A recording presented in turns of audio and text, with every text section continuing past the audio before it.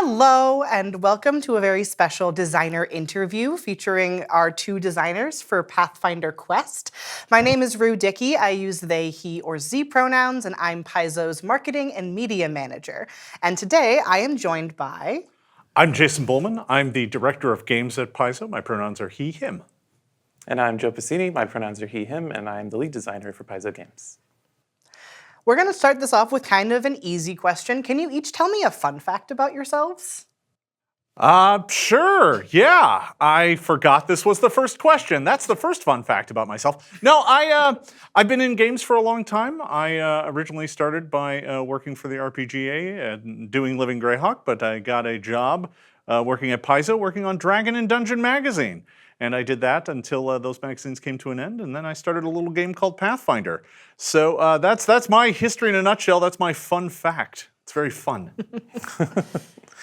Mine is less fun, perhaps, but I like cryptic crosswords, both solving and constructing them. And if you haven't heard of that, that's totally fine. I was about to ask as a follow-up, what is a cryptic crossword? It's a crossword that is more complicated and wordplay-ish and annoying than a normal crossword is. So if that sounds like fun to you, then you're right, it is. But if it doesn't, you're also right. All you have to do to know if that would be fun to me is look at how many hours I have on blueprints. That's fair.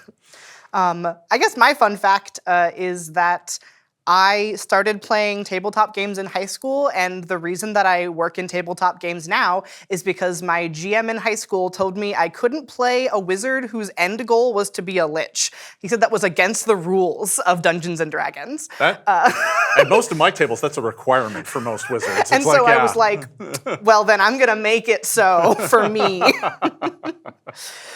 But actually, I'm going to make things rough for y'all and split it up a little bit. Let's start with just what is Pathfinder Quest? Well, Pathfinder Quest is a cooperative adventure board game for 1 to 4 players. In Pathfinder Quest, you make your own character by choosing an ancestry with a background and a class, and you make some decisions based on your class. And then with your friends, you go on thrilling fantasy adventures. The campaign itself is broken out over 8 adventures played over a series of sessions in which you kind of make important choices, fight deadly foes, and advance the story as you work your way through kind of a thrilling narrative that brings it to a kind of dramatic conclusion. Pathfinder Quest is the culmination of several years' worth of work between Joe and I, and we're super excited to be bringing it to crowdfunding here this month. And that sort of leads me into my next question, which is, what was the pitching and sort of concepting process like for Quest? Boy, that was a long time ago now. I think, it first started with us, kind of sitting down and saying, for Paizo Games, at the point in time, Paizo Games was a pretty new thing within Paizo. We realized that we wanted to be making card and board games. And one of the early thoughts was, well, let's, make something that is Pathfinder, but without a GM, right? It is a fun fantasy adventure game for you and your friends to play. But there's no GM, and instead it's a little simpler, it's a little easier for folks to approach and learn how to play. But at the same point in time, we wanted to keep some things that are critical to the Pathfinder role-playing game. We wanted you to be able to make your own character. That was really important. We didn't want it to just be like, here, hand you some pre-made character. We also wanted to make sure that the story was kind of rich and engaging, and you really cared about it. It wasn't just kind of a go into the basement and kill some rats, And don't get me wrong, I've written that story a handful of times. It's a good story. Those rats got to go. But we really wanted this to grab you and really make you feel like there was important things going on. And finally, we wanted the decisions you make to actually matter. We wanted you to be able to make decisions at the table, make choices for your characters, make choices during the adventure, and have those come back to either change the narrative or haunt you, and be things that you didn't do right that maybe you have to, you should think about in your next playthrough doing a different way. That was the initial concepting. Joe, is there anything you wanted to add to that about kind of our early days? Yeah, I think we had so many different versions of how this could have looked, and I think we always had an eye toward how can we make this approachable for people who aren't necessarily ever going to play a role-playing game, while also fun for people who are familiar with our worlds and want to check it out with their friends who won't join them around the role-playing game table, but also for a broader audience too. So, yeah. Yeah, and some of that, because this isn't a role-playing game, right? It is a board game. It's something that's a little lighter, but we still wanted to keep some of the things that were familiar to Pathfinder, right? So, when you're in combat and you take your turn, you get to do 3 things. You have 3 actions to spend, right? We find that that's really easy for people to understand and understand how they can get the most out of their turn at the table. A lot of that stuff was there from the very first days, but the details of the game took much longer to finally kind of sort out and get set in place. Yeah, I guess, what is the timeline? Like, how long were you guys working in development on this game? I would say a couple years from where we're talking right now to when we first really started digging into it. There were earlier prototypes and play tests and things of earlier versions, but yeah, it's been a couple of solid years of working on this in all kinds of different ways. Yeah, it started with us doing kind of a proof of concept, where we didn't care about leveling and progression and how the story was going to play out. At first, we were just like, how does the game actually play? When we put it on the table, what do you do, and how does that feel, right? Because that's, from a game design perspective, that's always where I like to start. It's like, we'll work out the details, we'll work out how the game progresses over time, how the monsters scale, how treasure works, all these kind of various details, they can come later. But the first thing you need to get right is kind of that core experience. What's the gameplay loop look like? And how does that feel? So that was kind of the first thing we built. That took us a few months. And then I feel like from there, we went into just kind of, once we had that dialed in and we knew that we were going in the right direction, and once that proof of concept was set, a lot of the design after that was mostly kind of fleshing out and building those other systems and then doing testing, making sure that we were staying in target, in line.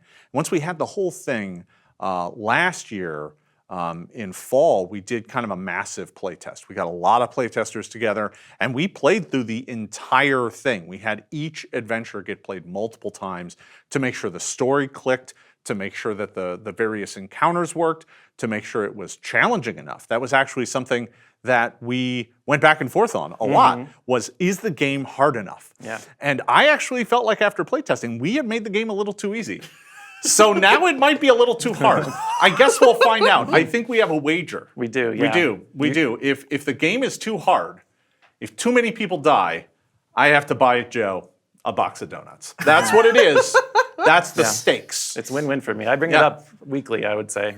Yeah, you're excited to get those donuts. Yeah. So if it's not too hard, do you have to buy Jason donuts? That's what I say. It's a bad bet, to be honest. It's not a good bet. I don't know why I agreed to it, but I think it was a concession for me making the game harder. Yeah. Well, in Jason's in the interest of Jason not having to buy donuts, we'll not count all of the times that I rolled entirely poorly and died just because the dice were mean to me. Maybe the dice want Joe to have donuts. I can't really speak for what the dice want. So what is each of your favorite parts of Pathfinder Quest? It can be design, it can be story, just what speaks to you the most about Pathfinder Quest? I think I'm going to pick a weirdly unsung hero, which is the campaign sheet. There's so much stuff in this box. There's tokens and map tiles and character cards and all kind. We have counted them repeatedly for this project. And the campaign sheet, for me, speaks to so much of the game because what it is a place to record what you've done, especially things that are going to come back later, maybe in the same adventure, maybe in a future adventure. You're recording your characters for reasons. And there's even a list of achievements on there, which, if you roll a really great roll, you can mark that off. If you roll a really bad roll, you can mark that off. And you get, after a certain number of them, you get a special item that you can only get that way. And I think that kind of speaks to the whole game of just there's hidden surprises, there's lots of consequences, there's lots of making choices, and there's lots of narrative. So I'm picking that as my favorite thing, even though I can't really pick a favorite thing. Yeah, I do have to say some of the hidden surprises. I'll be interested to see how quickly people find them, because there are a few things buried in various parts of this game in the box that you may never discover, and that's okay. But we, when it was going through edit, we had editors come back and be like, "What is this thing? I don't even know is this referenced anywhere?" And we're like, Maybe. No, for me, I have to say that for me, my favorite part of the game is the interaction between the adventure book and the challenge book. So throughout Pathfinder Quest, you're going to be going through this adventure book, right? And you're going to be flipping through that, and that tells you how to lay out the adventure, what monsters you're fighting, and it gives you a bunch of challenges. And challenges are, they could be things that happen outside of combat where you're like, oh, there's a chest here. We have to try and figure out how to open it. Do we bash it open or do we pick the lock? Oh, there's a strange painting on the wall. What's that mean? We try and learn about it. What are these weird flowers, right? And but they could also be combat challenges, which are like, oh, there's a well. Do you try and push the skeleton into the well? Spoilers, you should do that. Yeah, no, it's a good idea. Skeletons can't swim. I'm just telling you right now, skeletons can't swim. Okay, but the answers for those challenges aren't in the adventure book. So you have to make the choice. You have to decide, do I attempt to smash the chest or do I attempt to pick the lock? Do I go pick the flower or do I perhaps examine it first, right? You have to make those choices and make rolls about those choices before you know the outcome, because the outcome is in the challenge book. And once you've made your decision and made a roll, it tells you where to go in the challenge book to find out what happened. So in effect, the challenge book is kind of serving as your GM, right? It's there to hold the secrets of the game and reveal them to you only after you've made your choices and have to live with the consequences. And I think that's one of the things that really kind of sets this game apart. It really does make it special because as you go through it, there are things that you will make decisions about that maybe they go the way you want, maybe they don't, and you won't really know. Now, throughout the game, using the adventure record, right? Those are gonna lead you to record things that say, hey, you helped this person. Hey, you saved this dog. Hey, you found this set of silverware, right? And you might not know what any of that stuff does or what any of it means, but as you go through the game, you're gonna hit other points where it's like, did you record that you saved a dog? Go to this challenge entry and see what happens. That's really kind of where some of the fun is. That's where some of the surprises are. And that is going to take you through the entire game, all the way through 8 adventures and beyond. On sort of the flip side of that, and this could still be a thing that you loved, what was the most challenging part of the design process for this game? I think for me it was trying to keep track of everything because there is such a not complicated, but involved narrative. Everything's connected to everything else. And so if you pull on any one thing, you are jingling the whole tree. What? I don't know. The metaphor breaks down, but but I love it. You'll be jingling the tree. Yes. You'll be on your you'll be moving along merrily in an adventure and you'll attempt a challenge, and then that challenge will suddenly introduce something new, maybe a new map tile to the board, and give you an item, and then there's a new enemy to fight, and then after that you have to record something, and that all has to make sense and work. And at one point, when we were designing it and making it, writing it all out, we put it in order just for our sanity, but then we wanted to randomize it so that when you're sent to the challenge book, you can't see all the results you didn't get right next to the one you did. And so that was a very harrowing few hours of just changing numbers and hoping that I didn't break anything. And I'm sure it all worked out. We actually had to come up with a complex number scheme so that we could not only translate it, but back check to make sure that the number was right and in the right spot. Because the challenge book has 425 entries in it. So with 400 entries, when you randomize those, if something goes wrong, not only is it going to mess up the gameplay, it's going to be really hard for us to even sleuth out what happened, what went wrong. So I think that was a big thing. I think for me, the biggest challenge for the game was getting the narrative in place. Getting it to work, getting it, I don't want to give any spoilers, but the narrative structure is incredibly complicated. It doesn't seem that way when you're playing through it. Obviously, we're doing all the work on the back end to make sure that the story works and that it all comes together the right way. But designing that and taking it all the way through 8 adventures and then, because the box contains 12 adventures, you're only going to play 9 of them in your playthrough. You actually play the intro adventure and then you play 8 more. And so there's going to be adventures you don't play. there's going to be parts of the story you don't see, but we had to have it all still come together at the end. And, you know, there's replayability in this box too. I'm not going to tell you how that works, but you can go back and play parts of the adventure that you missed, or go back and explore other parts of the box, maybe try an adventure again that you don't like the outcome of. There's a way that you can do that. It's all involved in the story. It all makes sense in the end. And, you know, there's even a few pretty big secret reveals that happen kind of late in the story that make you reevaluate everything you've seen thus far. So I'm super excited about it. I think it all comes together really well. But boy, making that work, you know, I think we had 4 or 5 different drafts of the story over the time frame of it. You know, and trying to figure out who the villain was and how the villain worked and what their motivation was, and make sure that it all makes sense. Because, you know, it's not just an abstract board game where you're placing tiles and doing things, right? You know, it's no elemental stones. This has a narrative. And making that narrative work and making it express itself the right way was tricky. As someone who has gotten to read most of the adventures, I want to give you both mad props for that, because it's a stunning narrative to play through. I love writing adventures, right? You know, I basically got my start in gaming writing adventures. So you know, for me, this was a must-have, a thing that we had to do right, and I think we pulled it off. I'm going to go off script again. Every time. You mentioned that this has a very deep narrative, and you mentioned that you got your start in adventures. Can you tell us a little bit about Falcon's Hollow, the place where this is set? Falcon's Hollow. So this game is set in a country in our world called Andoran. And in the very early days of Pathfinder, and by that I mean before even the role-playing game existed, the first thing that we actually created was the Pathfinder Adventure Path. And that was set in Varisia, an entirely different country that was being fully fleshed out for that adventure path. But we also wanted to create some modules. We also wanted to create and start building out our world. And in the process of doing that, we had an opportunity to, the very first thing with Pathfinder that was published on it was actually a module for Free RPG Day back in 2007. And it came out a few months before Pathfinder Adventure Path #1, right? So it came out in June, and I think the Adventure Path came out in August. And we needed to write something for this, and we wanted it set in our world.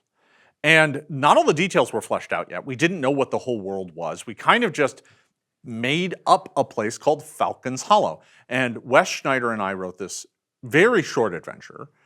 And it basically is set in a small village run by a lumber consortium, who with kind of a corrupt lumber boss running the town. And you know, some of these characters do show back up in here. For me, it was kind of like going home. And you're basically going to, you know, save Falcon's Hollow from a deadly blight and some poisoning that's happening, and you're trying to find an antidote. And it involves you eventually finding and locating an old dwarven monastery where there are dark secrets that we ended up playing in further adventures that come later. But that was the first thing we'd ever written for our world. It was the first time we ordered art in some cases. Some of the art was predated or was around the same time as some of the Wayne Reynolds original pieces for Rise of the Runelords. So some of the iconics are a little off model in the art for it, because they don't quite look right, because we had literally just sketches for them at the time.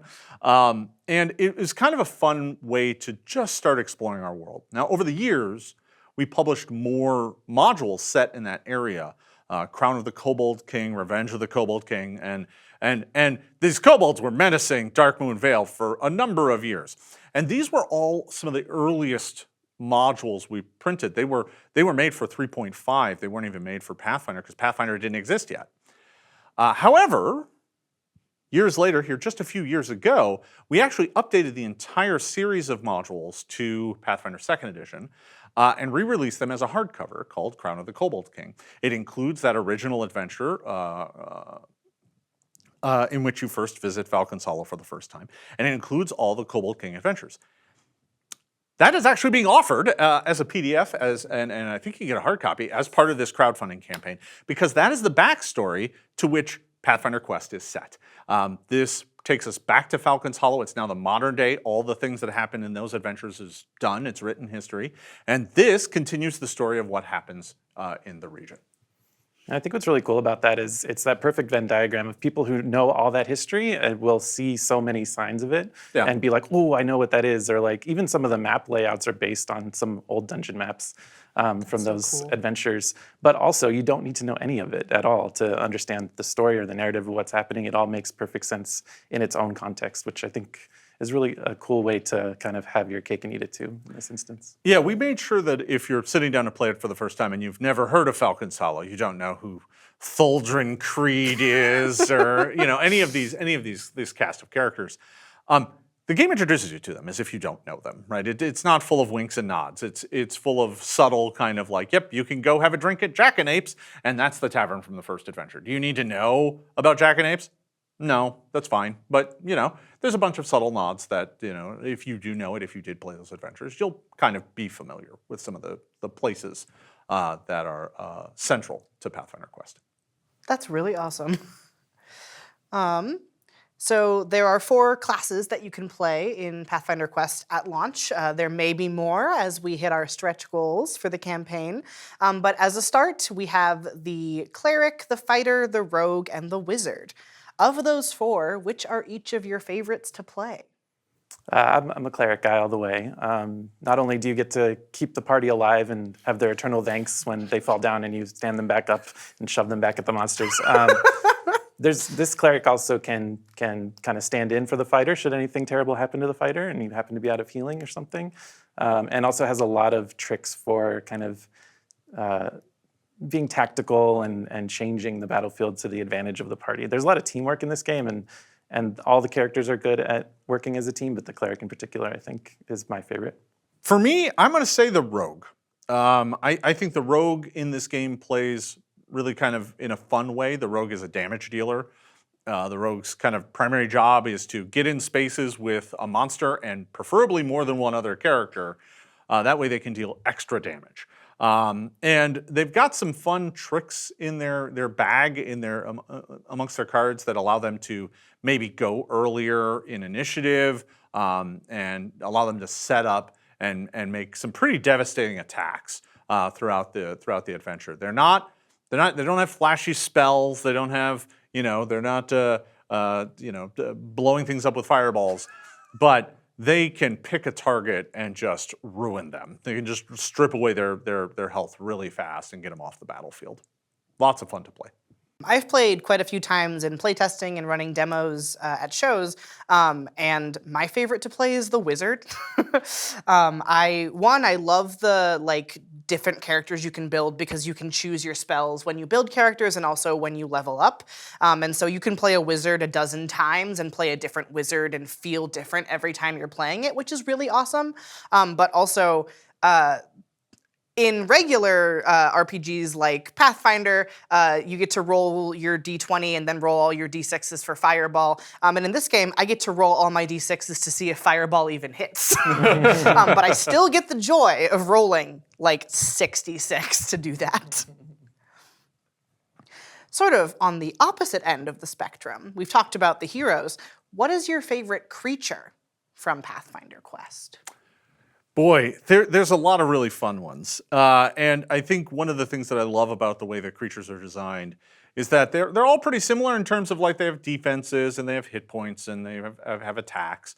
But the thing that makes them special is kind of they all have some abilities that they can activate pretty easily when they roll their attacks. If they get skulls on the dice, if the dice come skulls, they can activate special abilities.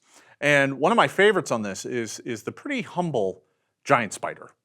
And the encounter in which you experience the giant spider, spoilers everybody, the spiders have an ability to throw a web at you, and if they hit you, they can pull you close to them, which means, and the room that they are in has webs in it too that make it hard for you to escape. So if the spiders go first, and there's a good chance that they do, they can grab one of the characters and pull them all the way across the map so that everybody else has to race to try and get to them before the spiders just eat that character.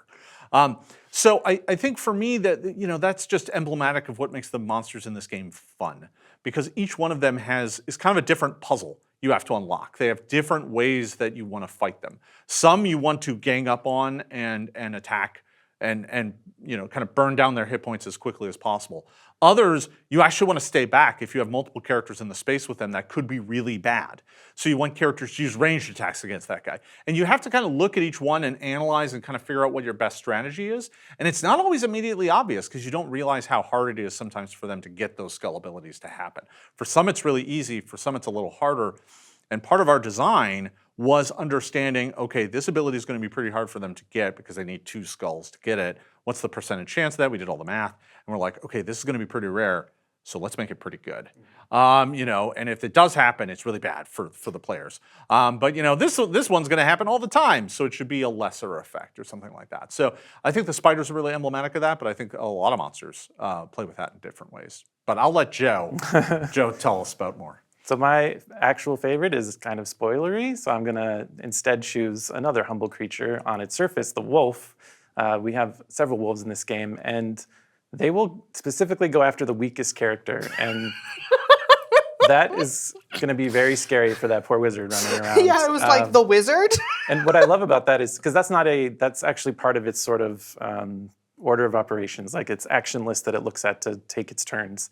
It's not a special ability that will randomly come up. So it's something, like Jason was saying, it's a puzzle you have to solve. How do we keep the wizard safe? How do we protect them from these ravenous wolves and also survive ourselves? So, and yeah, like Jason was saying, I think we made sure that every enemy in this game has some unique thing it's doing so that, and that's aside from all the environmental factors that are going on and combat challenges that you can add on top of that for even more diversity in how your combats go. So, yeah. I think Joe picked the wolf specifically because he thinks it's going to get him closer to that box of dough. I'm just saying. So just the difficulty scale on the wolf is, he's in picking it Joe's favor. because he knows that the wolf is gonna tear down the weakest characters fast and could put the party in a real bad spot. Mm-hmm. I want everyone, when they play Pathfinder Quest, to submit their death records so that I can keep track of them and keep Jason to his word. I'm gonna keep Voodoo Donuts in business. All right, like they need my help. I've seen the line around that place. They don't need anybody's help. That's true. I have not had as much experience with the game as the two of you have, obviously. But aside from a very obvious favorite, because the design itself is stunning in the Time Dragon, when I saw the concept art that Kent Hamilton did for this dragon, and then the models that our 3D modelers made for the minis, I was like, this is the coolest dragon I've ever seen.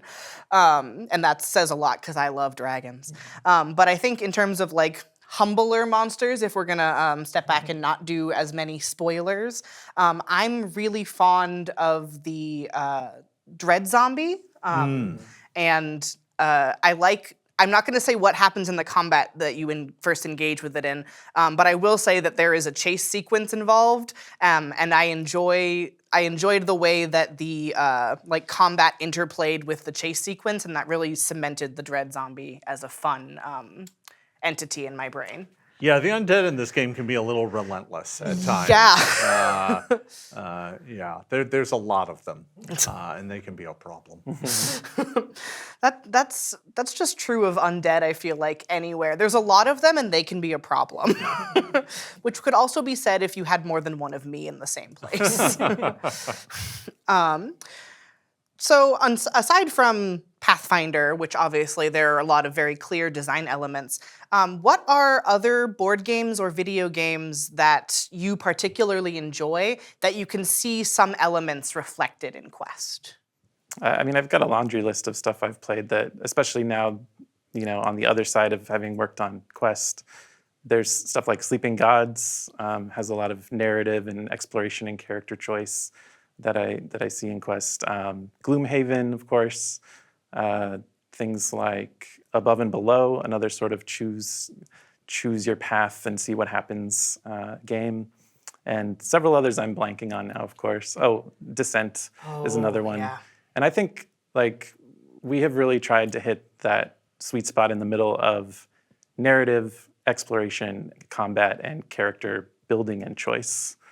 So cherry picking our favorite elements from those games and others. Yeah, I think just to add to that, because a lot of those were the same ones on my list.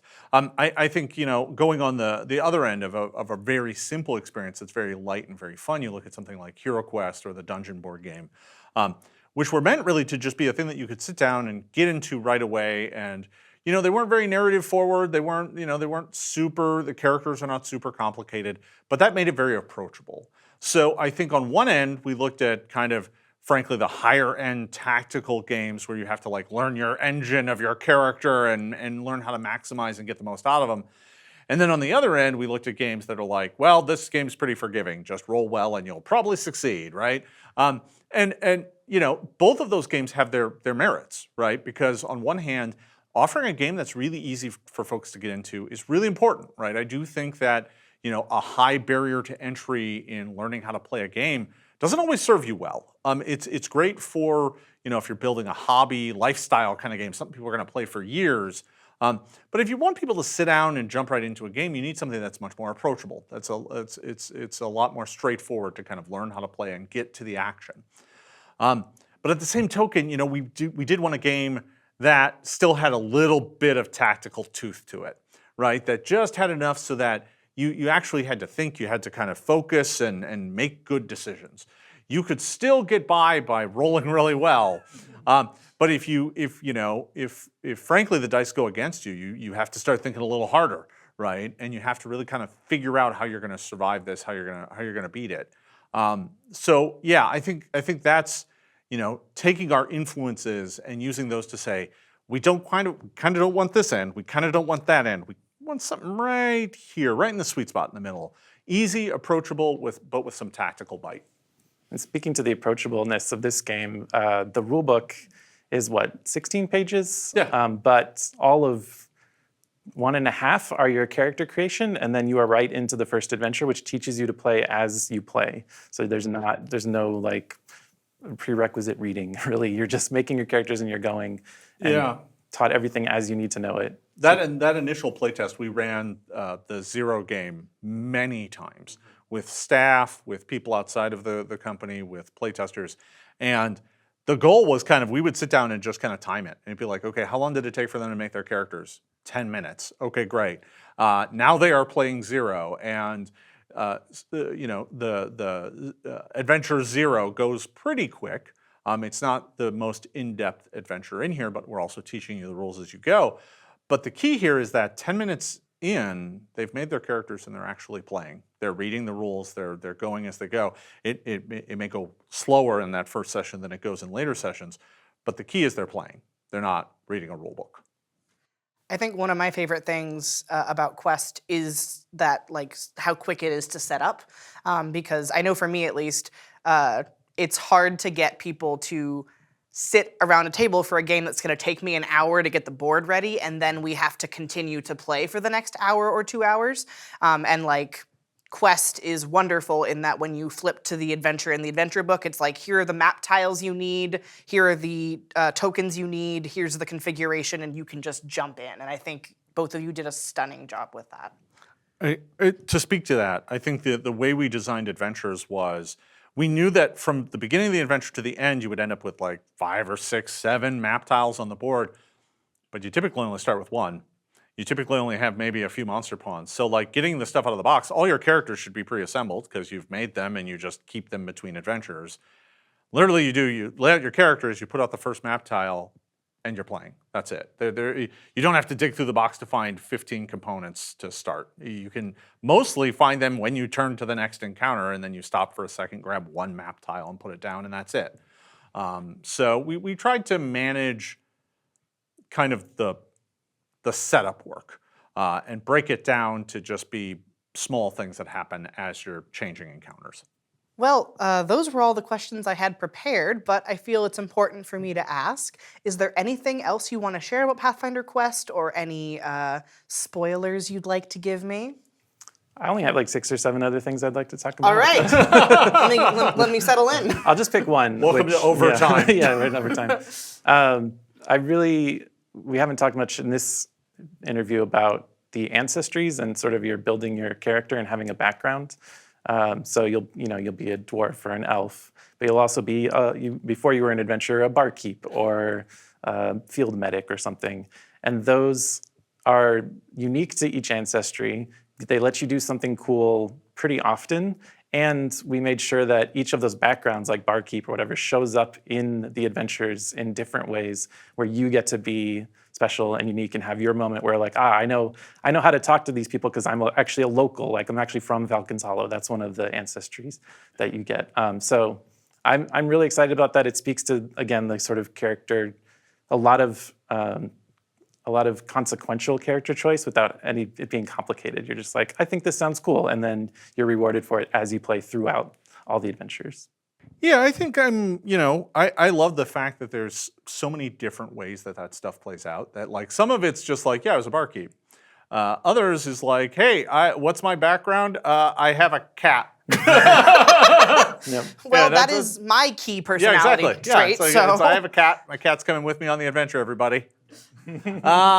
But the local is great. That was one of those lightning flashes that you had that was like, yeah, one of your things should be local, and we can just make that be the thing that all the people in the box text are like, oh, hey, it's you. Hey, yeah, how's it going, right? And it makes life easier on you. I think one of the other things that I really love is that some of the adventures have portions of them that are more narrative. Like you don't put out map tiles right away. It's not about jumping around on the map. It's about traveling from one place to another. And while you're traveling, you have to make decisions. And in that way, it kind of plays out like a mini choose your own story book, where you are basically choosing what direction you go, what path you take, what choices you make as you're traveling or trying to navigate, like climbing a mountain or something, right? And in that way, it's each adventure kind of has its own different kind of vibe and feeling. Some have this kind of frantic urgency to them, like, the town is on fire, please do something about it. Whereas others are more like, well, we need to get to this place first. Let's travel there, and then when we arrive, we can just kind of casually explore it. And all of that plays out in a metric in the game called time. And that's something we haven't talked about here much today yet, is time is a key resource in Pathfinder Quest. You track it in every adventure. Whenever you are outside of combat and you're exploring the place, you're going to be spending time to do so. Every time you get into a fight, you're going to spend a time to do a fight. And throughout the adventure, your choices will cause you to spend more time or less time. And in just about every adventure, I think, there are benefits or consequences based on how much time you spend as you go through it.